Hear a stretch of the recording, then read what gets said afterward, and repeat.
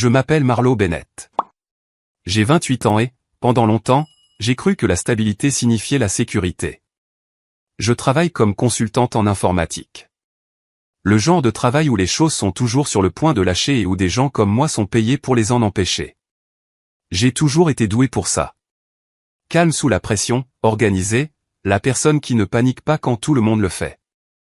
Ce rôle ne s'arrêtait pas au travail. Il me suivait à la maison. Mon petit ami, maintenant mon ex, était graphiste. Créatif, charmant, le genre d'homme que les gens appréciaient presque instantanément.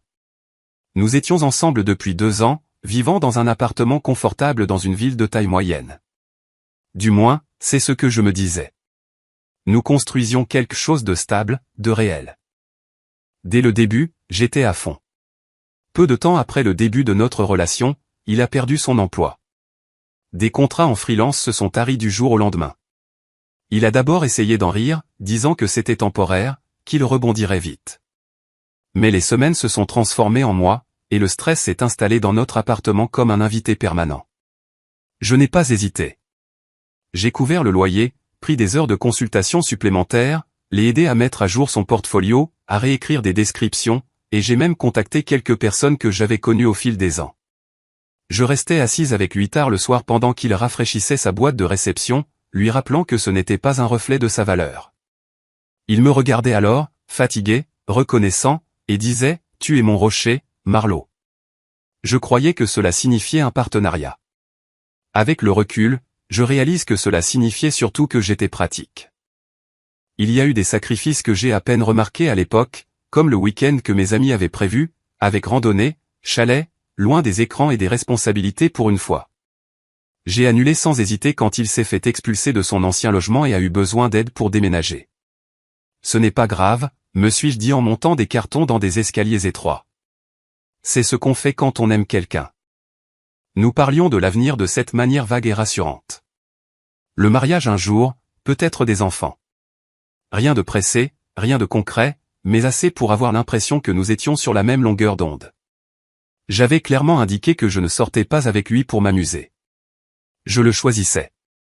Il disait toujours qu'il appréciait ma stabilité.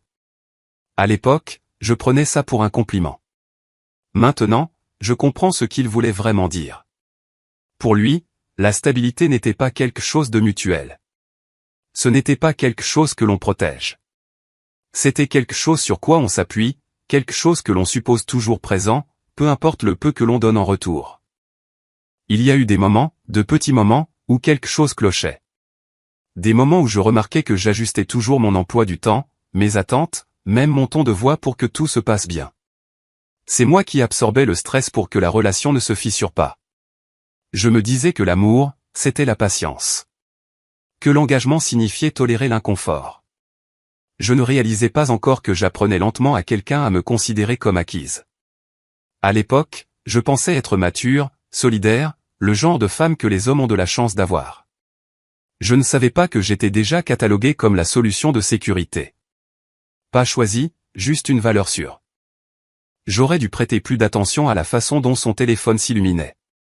Non pas parce qu'il le cachait, non pas parce qu'il détournait l'écran, mais à cause du changement sur son visage quand il voyait son nom. C'était subtil, juste une lueur, une expression qui s'éclairait, un sourire rapide qu'il ne réalisait même pas faire. Au début, je me suis dit que j'imaginais, que je projetais mes insécurités sur quelque chose d'inoffensif. C'est juste une amie, a-t-il dit facilement la première fois que j'ai posé la question. Elle s'appelait Claire. Ils se connaissaient depuis l'université. Même programme, même nuit blanche, même blague d'initié qui n'avait de sens pour personne d'autre. Il disait qu'elle avait été là pour tout. Les mauvais boulots, les pires ruptures, toutes les années désordonnées avant que l'âge adulte ne s'installe. Elle est comme de la famille, ajouta-t-il. Comme si ça devait clore le débat. Je voulais être le genre de femme qui ne bronche pas face à ça. Le genre qui fait confiance sans tenir les comptes. Alors j'ai hoché la tête. J'ai laissé tomber. Du moins, c'est ce que je pensais. Claire a commencé à apparaître partout. Des pauses café qui se transformaient en heures. Des rattrapages rapides qui avaient toujours lieu quand je travaillais tard. Des photos sur les réseaux sociaux, lui et Claire à des expositions d'art, des foires de rue, des dîners tard le soir, toujours souriant, toujours proche. Les légendes ne me mentionnaient jamais. Au début, j'ai ignoré. Je n'étais pas du genre à surveiller les amitiés de quelqu'un. Je me suis dit que la confiance signifiait ne pas avoir besoin d'être rassuré toutes les 5 minutes. Mais ensuite, les comparaisons ont commencé. Pas ouvertement, pas cruellement, juste nonchalamment. Claire est si spontanée, a-t-il dit une fois en riant. Elle m'a envoyé un texto à minuit et m'a traîné à ce spectacle éphémère. Tu détesterais ça. Bien trop bruyant pour toi. Une autre fois, elle est douée pour animer une pièce. Elle sait comment parler à n'importe qui. Toi, tu es plus réservé. Réservé. Ce n'était pas une insulte, mais ce n'était pas un compliment non plus. J'ai remarqué à quelle fréquence il parlait d'elle, avec quelle naturalité son nom se glissait dans des conversations qui n'avaient rien à voir avec elle, comment il s'illuminait en racontant des histoires sur elle, puis devenait silencieux quand je parlais de ma journée. Quand j'ai essayé d'expliquer ce que je ressentais, il a soupiré comme si je demandais quelque chose de déraisonnable. Tu es paranoïaque, a-t-il dit. Il n'y a rien. Claire est juste plus à l'aise en société. Tu sais comment tu es. J'ai avalé cette phrase tout rond parce que je savais comment j'étais, réfléchie, observatrice, pas la personne la plus bruyante de la pièce.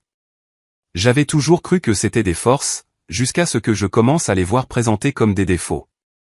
Le pire, ce n'était même pas le temps qu'ils passaient ensemble. C'était à quel point je me sentais petite à côté de son ombre. C'est moi qui payais la moitié du loyer, qui tenait le tout ensemble, qui restait. Mais d'une manière ou d'une autre, c'est elle qui obtenait son enthousiasme, ses histoires, son attention.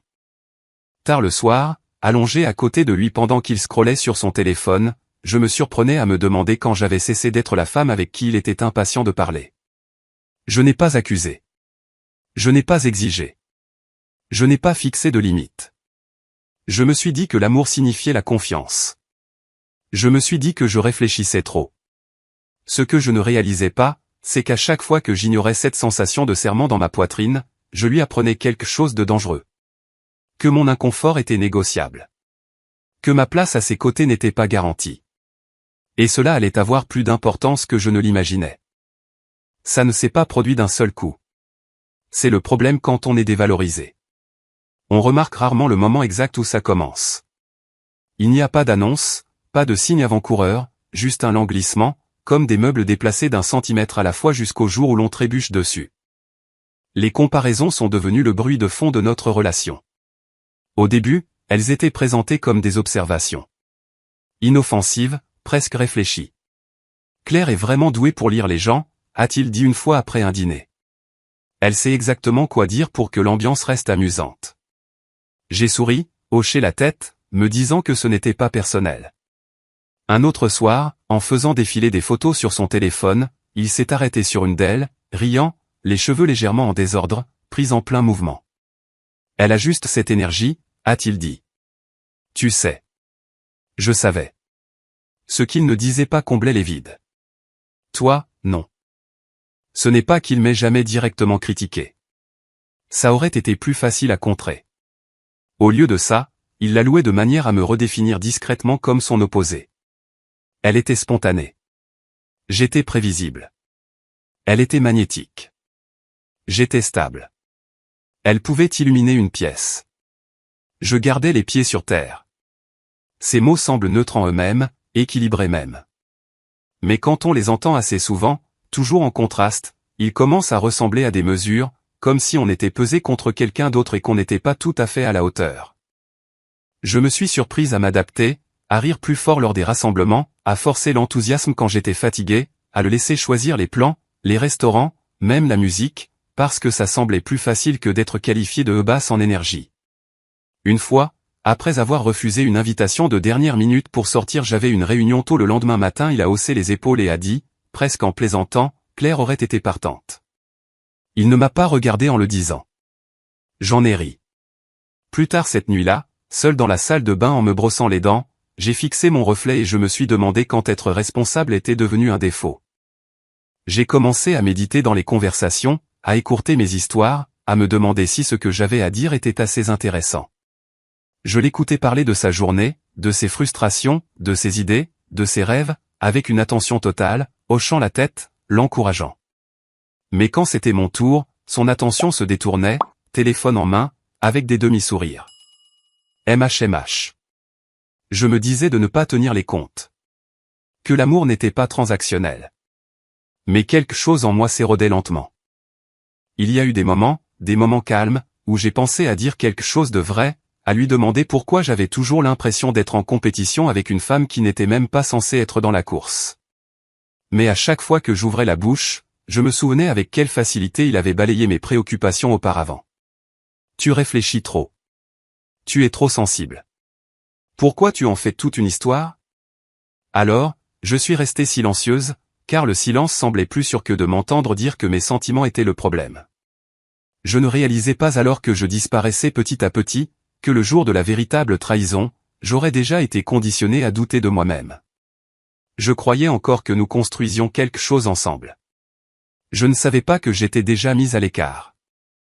L'invitation est arrivée un mardi. Papier cartonné crème, lettre dorée, le nom du cousin de mon petit ami en relief en haut, comme si l'événement lui-même exigeait le respect avant même d'ouvrir l'enveloppe. Il était excité d'une manière que je n'avais pas vue depuis un moment. Un grand truc de famille, a-t-il dit en la décachetant déjà. Cérémonie en plein air, bel endroit, tout le monde sera là. Tout le monde. Ce mot a résonné plus lourdement qu'il n'aurait dû. J'ai souri quand même, j'ai posé des questions, sur les dates, le lieu, ce qu'il pensait porter. J'ai même ressenti une lueur d'espoir. C'était la famille, public, un moment marquant, le genre d'endroit où les couples se tiennent ensemble sans poser de questions. Je voulais y croire. Au cours des semaines suivantes, le mariage est devenu un sujet récurrent. Il en parlait au dîner, le mentionnait dans des textos, plaisantait sur le fait que ses proches aimaient les bonnes fêtes. Je me suis préparé comme je le faisais toujours, discrètement, minutieusement. J'ai posé des jours de congé, trouvé une robe élégante mais pas tape à accent grave-l'œil. J'ai acheté un cadeau attentionné pour le couple et écrit une carte qui semblait chaleureuse sans en faire trop. J'ai même pratiqué quelques pas de danse seul dans le salon un soir, parce que je savais qu'il aimait danser et je ne voulais pas être la raison pour laquelle il se retenait. C'était à la fois ridicule et sincère. Cependant, à mesure que la date approchait, quelque chose a changé. Il a commencé à s'énerver pour des broutilles. « Ne porte pas ça », a-t-il dit une fois quand je lui ai montré une option pour la cérémonie. C'est un peu guindé. Une autre fois, quand j'ai suggéré que nous coordonnions nos couleurs, il a balayé l'idée d'un revers de main. Ce n'est pas si sérieux. Je me suis dit qu'il était stressé. Les événements familiaux font ça aux gens. Puis il l'a mentionné.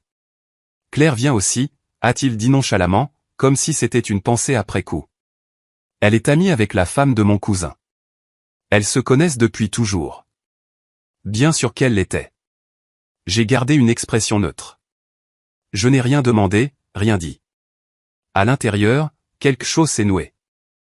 La semaine du mariage, il était collé à son téléphone, riant à des messages qu'il ne partageait pas, tapant rapidement puis verrouillant l'écran quand j'entrais dans la pièce. Une fois, j'ai aperçu une notification. Son nom suivi d'un emoji qui rit. J'ai détourné le regard. Le matin du mariage, nous nous sommes préparés ensemble. La vapeur de la douche embuait le miroir. Une musique douce jouait sur son téléphone. Il semblait plus léger qu'il ne l'avait été depuis des mois, plein d'énergie comme si la journée lui réservait quelque chose qu'il était impatient de vivre. Je l'ai regardé ajuster sa veste dans le miroir et je me suis demandé brièvement si j'imaginais la distance entre nous. Sur le lieu de la cérémonie, tout était magnifique. Des rangées de chaises blanches sous un ciel ouvert, des guirlandes lumineuses attendant le crépuscule, des familles se saluant avec des sourires de circonstance. Il m'a tenu la main, m'a présenté fièrement, m'a embrassé la joue lors de l'échange des vœux. Pendant un instant, je me suis laissé aller. Peut-être que je m'étais trompé. Peut-être que c'était juste mon insécurité qui parlait. Puis, pendant le cocktail, il m'a prise à part.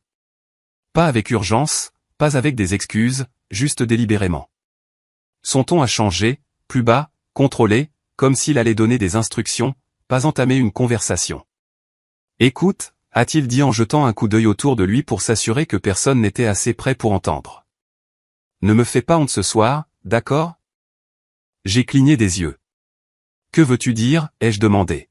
« Je suis juste là pour te soutenir. » Il a expiré par le nez, légèrement agacé. « Tu sais ce que je veux dire ?» a-t-il dit. C'est un grand événement pour ma famille. Claire est douée pour socialiser. Elle sait comment charmer les gens. Essaie juste de te fondre dans la masse. Quelque chose s'est effondré dans ma poitrine. Il a continué. Tes histoires de travail sont un peu ennuyeuses pour ce public, a-t-il ajouté. L'informatique, ça ne met pas vraiment l'ambiance dans une soirée. Claire a des histoires drôles. Les gens l'adorent. Ne domine juste pas les conversations. Laisse-la mener la danse.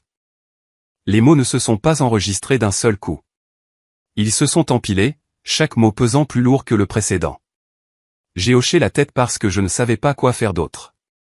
Parce que nous étions au milieu d'un mariage. Parce que les gens nous regardaient, parce que j'avais l'habitude d'avaler mon inconfort pour préserver la paix. Je me suis dit que ce n'était qu'une soirée. Je ne savais pas encore que cette soirée allait me montrer exactement où était ma place. La salle de réception brillait comme le font toujours les lieux de mariage. Lumière chaude, parquet poli, verre qui teinte doucement tandis que les gens trouvent leur place. Il y avait des rires partout, des conversations qui se chevauchaient, le bourdonnement de la célébration montant et descendant comme une musique sous-jacente. Notre table était assignée près de la piste de danse, un emplacement de choix, avec ses parents, ses frères et sœurs, quelques tantes et oncles, le genre de table qui disait « Ceci est la famille ». C'est important. C'est ici que tu appartiens. J'ai pris cela comme une réassurance silencieuse.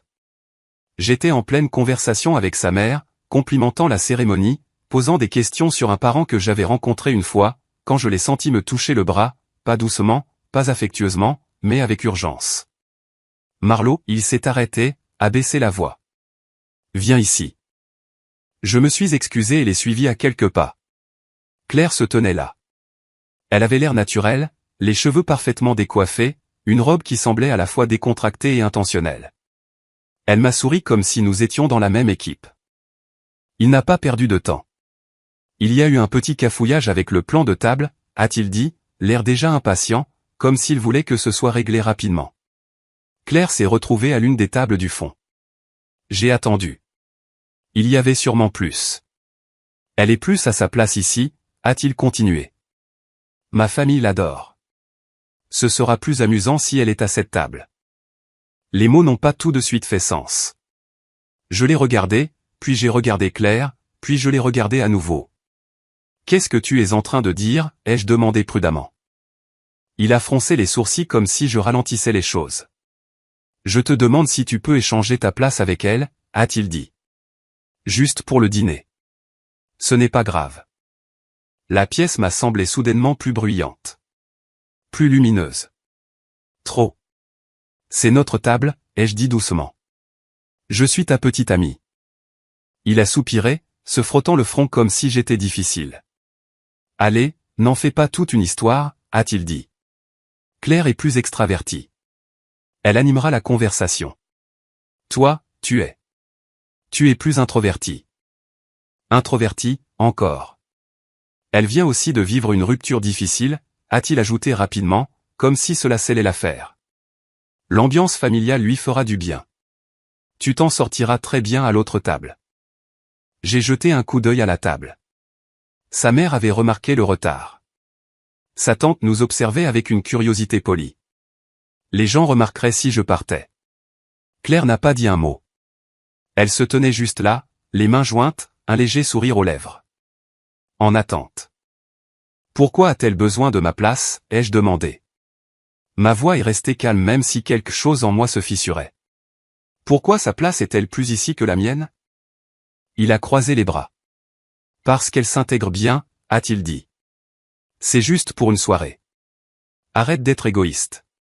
Égoïste. À un mariage, pour ne pas vouloir être remplacé. C'est le mariage de mon cousin, a-t-il insisté. C'est une affaire de famille.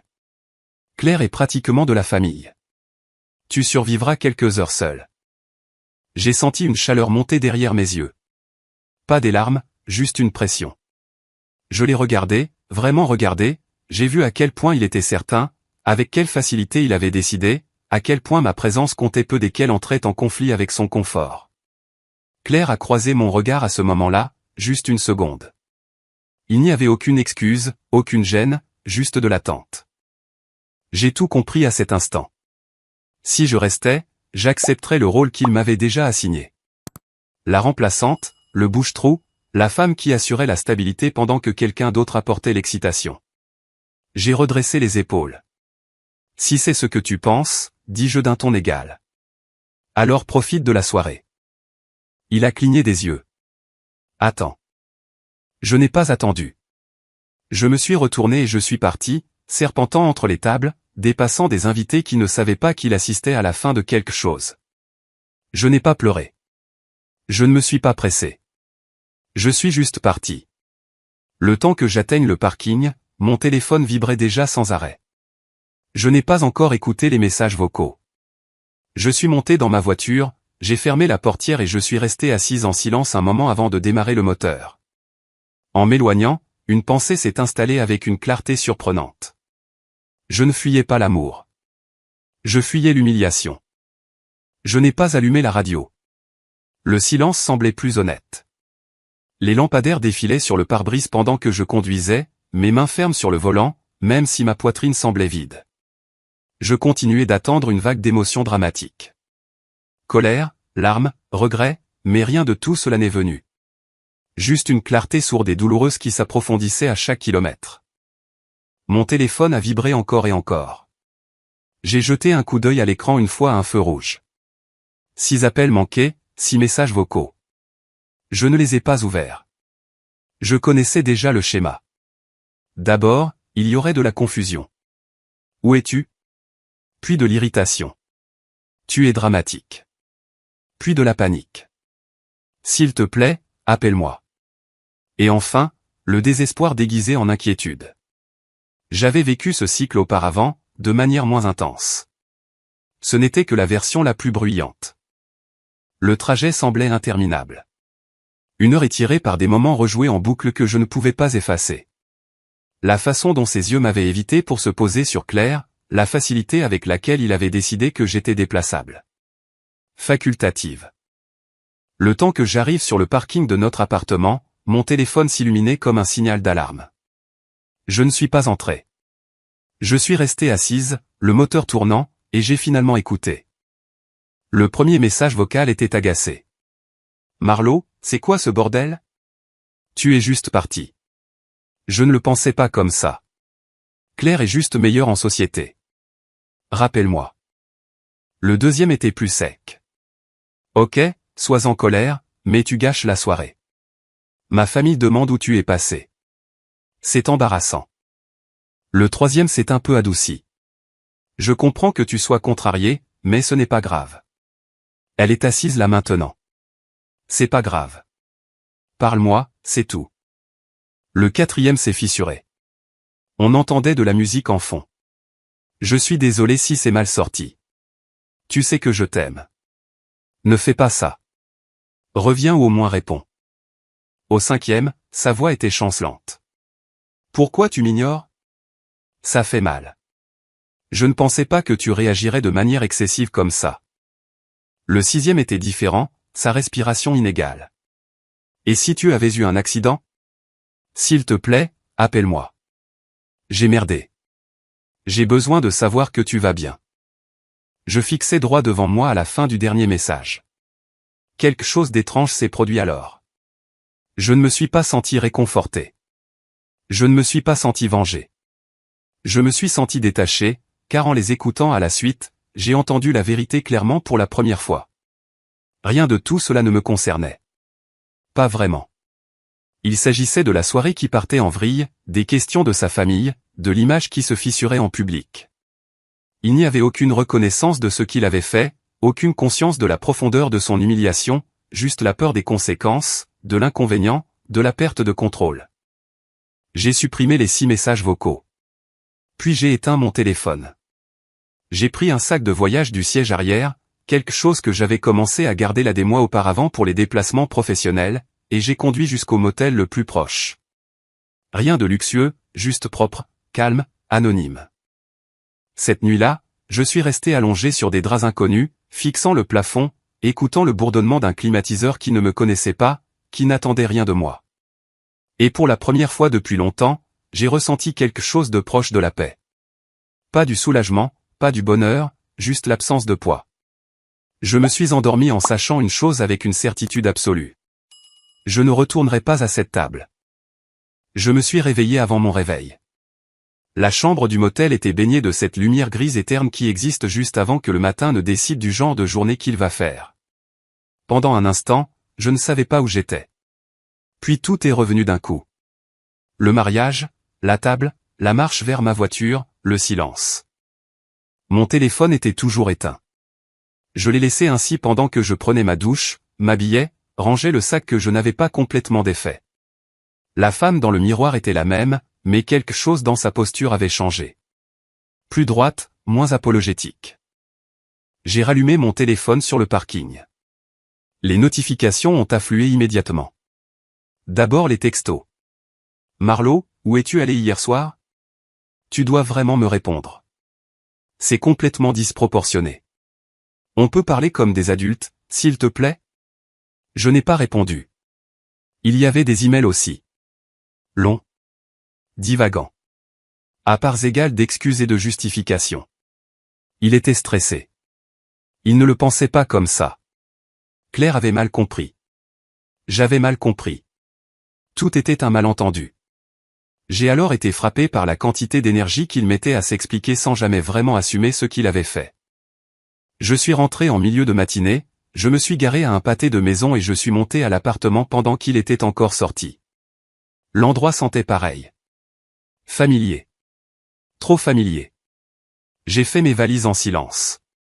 D'abord les vêtements. L'ordinateur portable, les documents importants, les choses qui étaient incontestablement les miennes. Je n'ai rien touché de ce que nous partagions. Je n'ai pas laissé de mots. Il n'y avait plus rien à expliquer. Alors que j'avais terminé, mon téléphone a sonné à nouveau. Cette fois, ce n'était pas lui. C'était sa mère. J'ai hésité avant de répondre, puis j'ai décroché. Une partie de moi s'attendait encore à de la décence. Marlo, dit-elle sèchement, sans préambule. Toute cette situation est ridicule. Je suis resté calme. Quelle situation? Le mariage, lança-t-elle. Partir comme ça? As-tu la moindre idée de l'image que ça a donnée? La voilà. Oui, dis-je d'un ton égal. C'est pour ça que je suis parti. Elle a expiré, irritée. Il m'a raconté ce qui s'est passé. Changer de place n'est pas une raison pour mettre fin à une relation. Tu es dramatique. On m'a demandé de céder ma place pour qu'une autre femme puisse s'asseoir avec sa famille, ai-je répondu. Ce n'était pas rien pour moi. Elle a ricané. Claire est là depuis toujours. Elle est pratiquement de la famille. Tu laisses la jalousie gâcher quelque chose de bien. Quelque chose en moi s'est figé. Avec tout le respect que je vous dois, dis-je. Votre fils a clairement montré ses priorités. Je les respecte. Il y eut une pause au bout du fil. Puis sa voix s'est durcie. Alors, tu jettes 2 ans comme ça? Non, dis-je. Je m'éloigne d'une situation où l'on me manque de respect. J'ai raccroché avant qu'elle ne puisse répondre. C'est à ce moment-là que j'ai compris ce qu'était vraiment le silence. Ce n'était pas de l'évitement. Ce n'était pas de la faiblesse. C'était une limite. Au cours des jours suivants, j'ai déménagé le reste de mes affaires pendant qu'il était au travail, j'ai loué un petit box de stockage, changé les mots de passe, fait suivre mon courrier, me détachant pièce par pièce d'une vie qui ne me convenait plus. Je n'ai rien publié à ce sujet, je ne me suis pas plainte, je n'ai pas expliqué. Je suis allé à la salle de sport pour la première fois depuis des mois. J'ai poussé mon corps jusqu'à ce que mes pensées se calment. J'ai laissé la sueur brûler la culpabilité que je n'avais plus besoin de porter. Et lentement, le brouillard s'est levé. Je n'avais pas le cœur brisé. J'avais les idées claires. La vérité n'est pas arrivée d'un seul coup. Elle ne le fait jamais. Au début, elle est venue par fragments. Des nouvelles entendues à moitié. Des messages prudents de personnes qui n'étaient pas sûres de quel côté elles devaient se ranger. Des amis qui avaient remarqué mon absence et essayaient discrètement de comprendre pourquoi. Je n'ai pas posé de questions. Je n'ai pas fouillé. Mais l'information a une façon de vous trouver quand vous arrêtez de la chercher. Une semaine après le mariage, un ami commun m'a envoyé un texto neutre en surface. Salut, je prends juste de tes nouvelles. J'espère que tu vas bien. J'ai répondu par un simple « Je vais bien, merci ». Puis une pause. Les choses sont devenues bizarres au mariage après ton départ. C'était la première fissure. Apparemment, une fois que je suis parti, la soirée ne s'est pas déroulée comme il l'avait prévu. Claire a pris ma place, comme il l'avait planifié. Elle a ri fort, a raconté des histoires, a diverti la table. Mais quelque chose a changé. Les gens ont remarqué le changement. Sa mère a demandé nonchalamment, puis moins nonchalamment, pourquoi j'avais changé de table. Une tante a mentionné que c'était étrange. Un cousin a plaisanté sur les chaises musicales, et la blague n'est pas passée. Claire, enhardie, est devenue entreprenante sur la piste de danse. Trop familière, trop à l'aise. Quelqu'un l'a pris à part et a haussé un sourcil.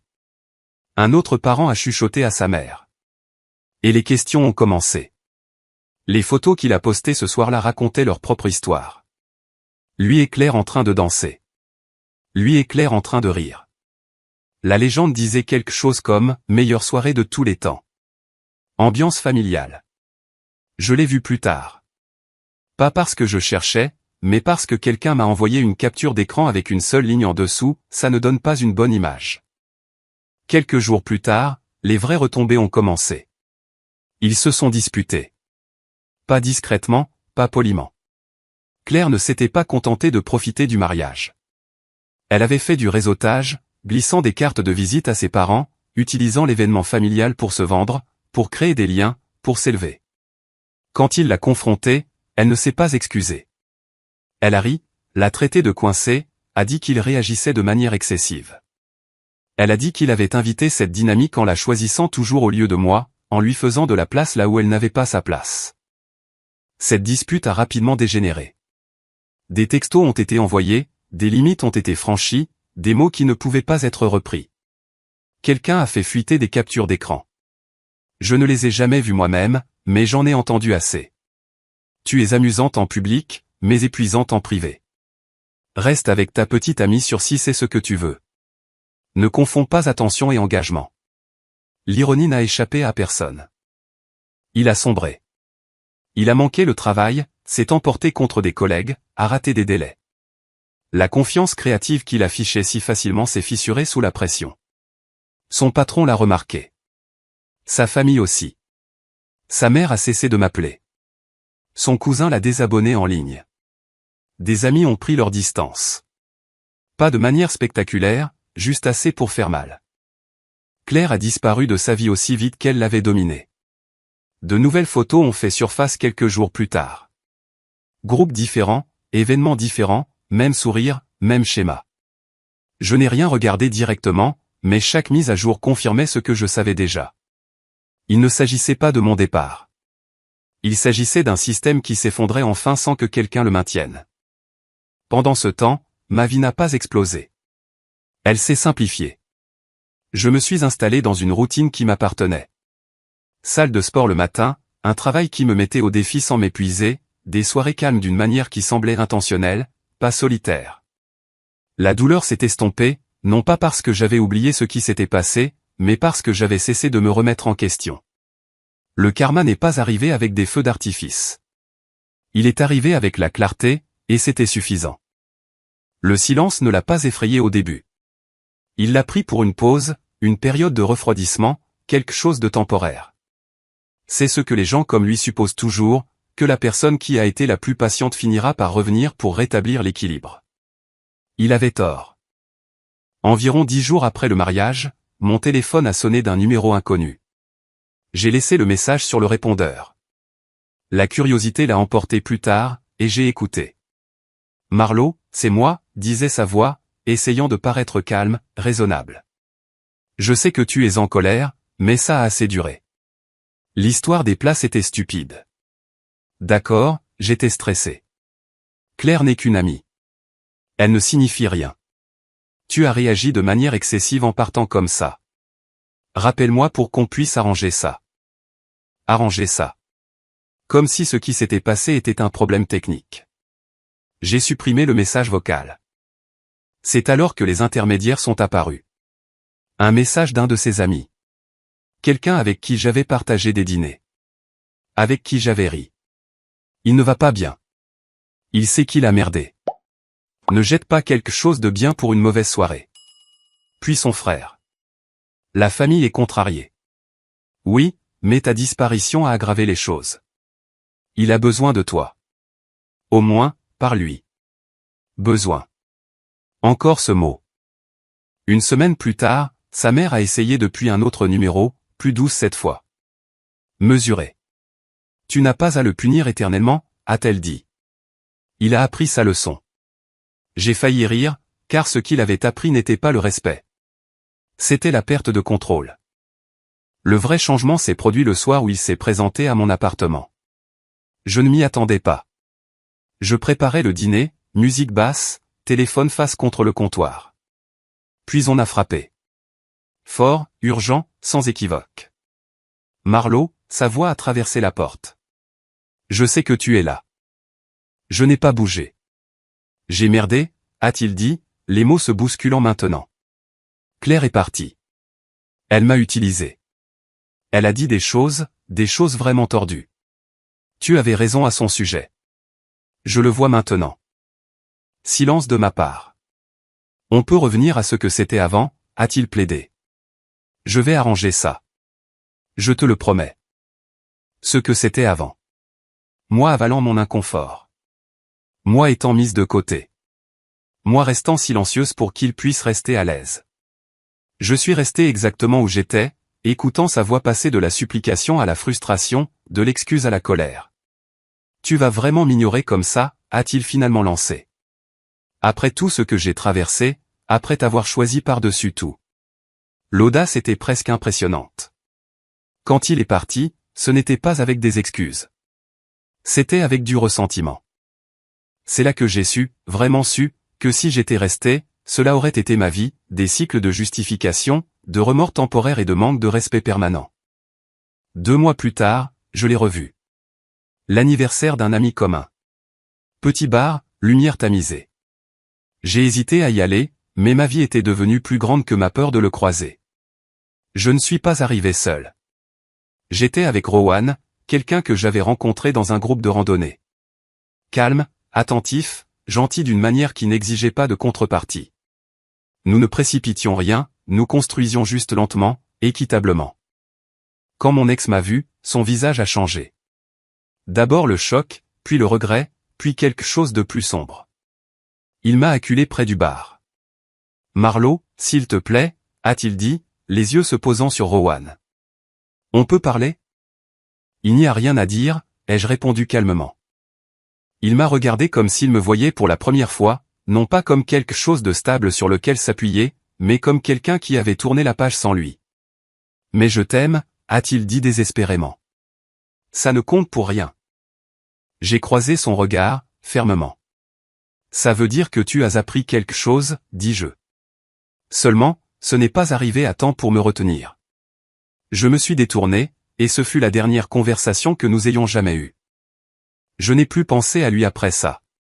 Pas de la manière dramatique à laquelle les gens s'attendent. Pas de spirale nocturne, pas de disputes imaginaires sous la douche. Il a simplement cessé d'occuper de l'espace dans mon esprit, comme un meuble qui aurait été discrètement enlevé pendant que je ne regardais pas. La vie a une façon de combler les vides quand on la laisse faire. Le travail a repris de plus belle. Un projet dans lequel je m'étais investi a finalement porté ses fruits. Et avec lui est venue une promotion, plus de responsabilités, plus de confiance, plus d'argent. Non pas parce que je m'étais sacrifié pour cela, mais parce que j'étais à nouveau vraiment présente, concentrée, pleine d'énergie. J'ai continué à aller à la salle de sport, non pas pour punir mon corps, non pas pour prouver quoi que ce soit, mais juste parce que c'était bon de se sentir forte, de se sentir capable d'une manière qui n'appartenait qu'à moi. Daniel est resté. Pas de pression, pas de grands gestes, juste de la constance. Il écoutait quand je parlais, posait des questions, se souvenait des détails. Quand je lui parlais de mon travail, il ne décrochait pas ou ne plaisantait pas sur le fait que c'était ennuyeux. Il voulait comprendre, non pas parce que ça le divertissait, mais parce que c'était important pour moi. Cette différence était tout. Des mois plus tard, j'ai eu des nouvelles de la même manière que l'on entend les bulletins météo d'une ville où l'on n'habite plus. Mon ex avait changé de travail. Quelque chose de niveau débutant, instable. Sa famille a gardé ses distances après que toute l'histoire a circulé. Claire était passée à quelqu'un d'autre, ailleurs, répétant le même schéma avec un nouveau public. Il n'y avait aucune satisfaction dans cette connaissance, juste une confirmation. Le mariage, l'humiliation, la marche vers ma voiture, les messages vocaux, tout cela semblait lointain, comme une version passée de moi-même que je pouvais enfin voir clairement. J'ai compris alors quelque chose que j'aurais aimé savoir plus tôt. Les gens ne révèlent pas qui ils sont quand ils sont en colère. Ils révèlent qui ils sont quand ils pensent qu'ils peuvent s'en tirer sans conséquence. Ce soir-là, il n'avait pas choisi Claire. Il s'était choisi lui-même. Et en faisant cela, il m'avait montré exactement où était ma place. Partir n'était pas dramatique. Ce n'était pas bruyant. Cela n'exigeait pas de vengeance. Cela exigeait du respect de soi. Je n'ai pas perdu une relation cette nuit-là. J'ai perdu l'illusion que d'être patiente, loyale et arrangeante me vaudrait un jour la même chose en retour. Et ce que j'ai gagné à la place, c'est une vie qui, enfin, me correspondait.